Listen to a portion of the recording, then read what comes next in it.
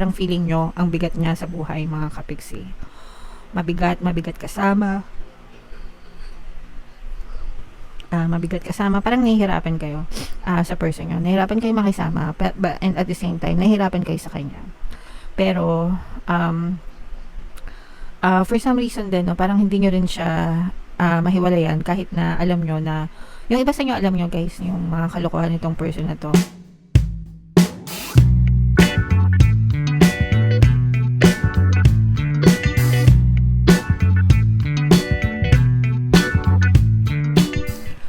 Hello guys, hello Scorpio, welcome back to Pinoy Pixie Tarot. Ang pamagat ng episode natin for tonight is feelings reading, anong nararamdaman niya sa'yo. So titingnan natin yung nararamdaman sa inyo ng inyong partner o specific person. Pwede mag-resonate, pwedeng hindi, pwedeng positive, pwedeng negative mga kapixie. If in case hindi kayo naka-resonate dito, try nyo panoorin yung video dun sa zodiac sign ng person nyo, baka nandun yung energy nyo. So, ito yung first message sa inyo ng person nyo, guys. I depend on you too much to let you go. I have codependency issues. So, yung person mo, mga kapiksi, masyado na siyang nakadepende sa'yo. Okay? So, masyado siyang nakasandal sa'yo, whether sa financial man ito, or sa emotional, or sa physical na aspeto, guys. Pero parang nahihirapan ito, no, na mawala ka, nahihirapan if ever man na nagkakaroon kayo ng issues. Let's say for example, nagkaka-issue kayo, gusto mong makipaghiwalay sa kanya, ayaw niya kasi dependent siya sa'yo. So something like that mga kapiksi. Okay? Or sa kahit anong pang aspeto, guys, parang malaking bahagi ka ng buhay niya, mga kapiksi. I am going through a roller coaster of emotions. I won't admit it. So, marami siyang pinagdadaanan, guys. Pwedeng sa relationship nyo, pwede rin sa personal niya, mga kapiksi. Pero, yung emosyon niya, hindi niya ma-process ng maayos. Up and down, minsan okay, minsan hindi, minsan malungkot siguro, minsan masaya, minsan naguguluhan, minsan okay lang. Yung mga ganun, mga kapiksi. Pero, parang pinagdadaanan niya ito lahat ng mag-isa. So, especially guys, kung napapansin nyo na parang tulala yung person nyo, madalas tulala, or parang hindi nyo makausap ng maayos, ganyan.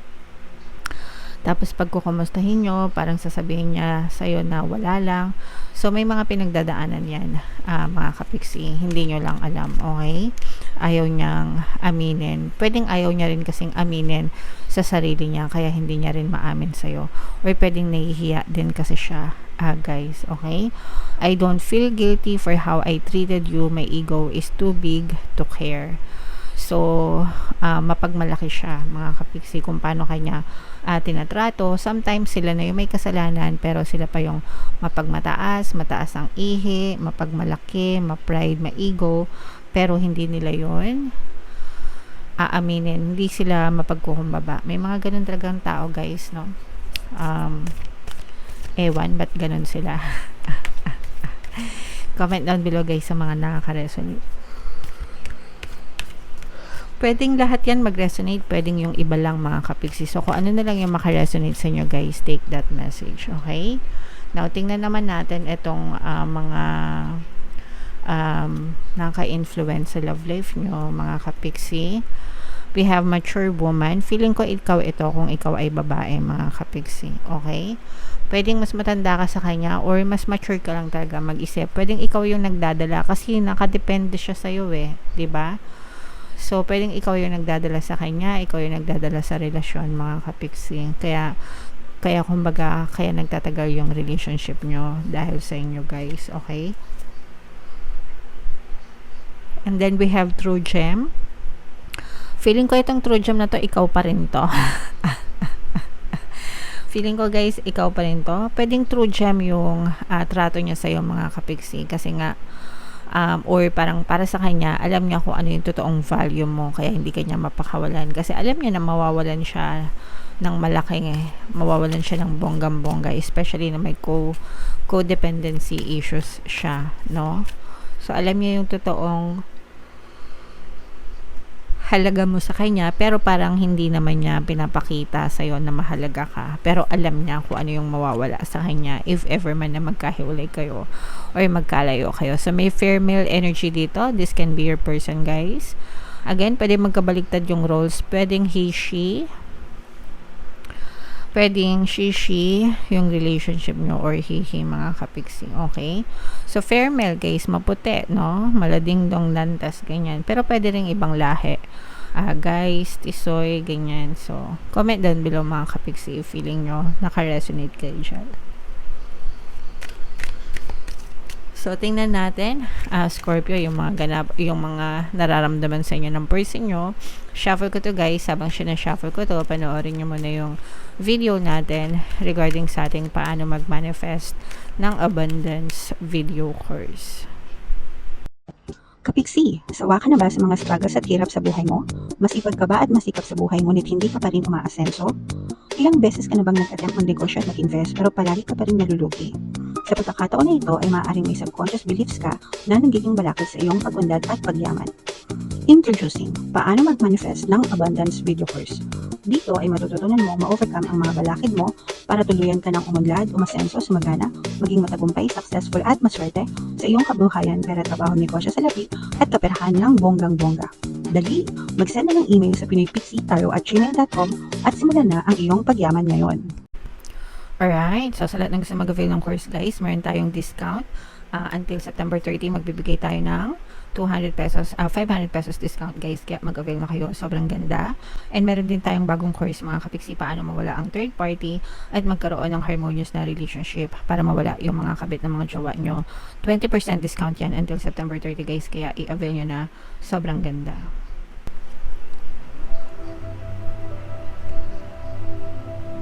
So, Scorpio, guys, kayo ay na-represent ng Queen of Cups sa ating spread. Ito yung ating feelings energy. Meron ditong fire element at saka air sign, mga kapiksi, Aries, Leo, Sagittarius, tsaka Aquarius, Gemini, Libra. So, for some of you, maaaring may ganyan kayo sa inyong natal chart, or you may be dealing with people na may ganyan sa kanilang natal chart, mga kapiksi. Merong third party sa relationship nyo, guys. And yung iba sa inyo, pero kahit na may third party, medyo let's say for example, yung person mo yung may third party, pwedeng kasamahan niya ito sa trabaho, guys, or nakilala niya sa trabaho. Parang hindi siya makahiwalay sa'yo kasi malaki yung ambag mo sa buhay niya. So let's say for example, baka ikaw yung kumikita sa bahay nyo kung mag-asawa na kayo. Alam niya na kapag sumama siya sa third party, mawawalan siya ng pera. Yung mga ganun, alam niya na hindi siya mabubuhay kasi ikaw yung breadwinner, ikaw yung malaking kita, ganyan. Yung tipong makapal yung muka kasi nag third party pa pero hindi naman kumikita. Yung mga ganun, guys. So, parang feeling ko, excuse for the word, no? Pero feeling ko, ang bigat-bigat sa buhay nitong person nyo. Parang feeling nyo, ang bigat niya sa buhay, mga kapiksi. Mabigat kasama. Mabigat kasama. Parang nahihirapan kayo sa person nyo. Nahihirapan kayo makisama. And at the same time, nahihirapan kayo sa kanya. Pero,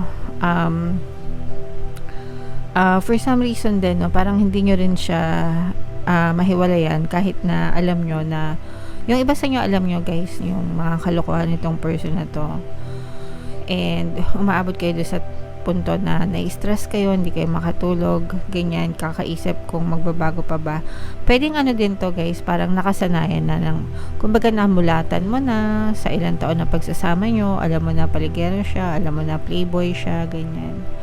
Maraming babae, ganyan. Yung iba sa inyo may parang may bisyo pa, no, parang mahilig magsugal, mag-alak, itong person. And pero yung iba sa inyo, parang nakikita ko rin yung umaasa ba? Parang umaasa kayo na sana magbago pa siya. And madali kayong amuin ng person nyo. Sinasabi niya sa inyo na magbabago na siya, pero hindi niya ginagawa. Pero every time na sinasabi niya na magbabago na siya, naniniwala kayo sa kanya. And you're always giving them a chance na to prove themselves. Pero every time na sinasabi niya yun, they always fail, mga kapiksi. Okay? Lagi silang nag-fail dun sa aspeto na magbabago sila. Yeah. So, and feeling ko guys, even if, let's say for example, maghiwalay kayo, iwanan niyo itong person na to, hindi rin ito magbabago. Kasi parang ano na yun, sanay na siya, nakasanayan na niya, nakaugalian na niya yung ganong klaseng buhay. Yung iba sa inyo medyo depressed na, parang nade-depress na kayo, feeling niya wala na talagang pag-asa magbago itong person, and sobrang bigat na nga para sa inyo, mga kapiksi. So parang umaayaw na rin kayo kasi wala, parang never ending yung story, paulit-ulit. Yan. So comment down below sa mga naka-resonate, although hindi naman ito magre-resonate sa lahat, no, pero ganyan. Yeah. So, tsaka naapektuhan din talaga yung buhay nyo. Merong dadating sa inyo na another person na para mag-uudyok sa inyo, guys, na hiwalayan itong person na to. I'm not sure if meron kayong romantic link nitong person na dadating. Pero, parang magiging sandalan mo siya, guys, no? Earth sign energy, Capricorn, Taurus, Virgo, na parang mamumulat ka na tama yung mga sinasabi niya, and para magkakaroon ka ng lakas ng loob na magdesisyon kung anong gusto mong gagawin sa person mo. Pero kahit nawala itong person mo, kahit nawala itong person na to, or kahit na hindi ito dumating, nandun ka na sa stage na pinag-iisipan mo na talagang ayaw mo na, kasi paulit-ulit walang parang hindi ka nakakita ng solusyon dito sa person na to, and hirap na rin yung kalooban mo. Kumbaga kahit na gusto mo pa siyang bigyan ng chance na magbago, and even though ginawa mo na, pagod ka na rin, parang napapagod ka na. Okay? So comment down below, Scorpio, if feeling nyo naka-resonate kayo, although hindi naman siya mag-resonate sa lahat, guys, sa iba lang. So if ever man naka-resonate kayo, comment down below. And pwede kayong makinig ng ating mga relationship subliminals, guys, para ma-fix, kung gusto nyo pang ma-fix yung mga relationship nyo, mga kapiksi, pampabait, no? Para bumait yung mga jowa nyo, guys. Ito yung playlist, mga kapiksi, and ito naman yung ating success stories ng paano mag-manifest ng abundance video course. Click here to subscribe, guys, and panoorin nyo itong ating 2025 kapalaran. Thank you for liking, sharing, and subscribing. See you again next time. I love you all. Have a nice day. Bye-bye.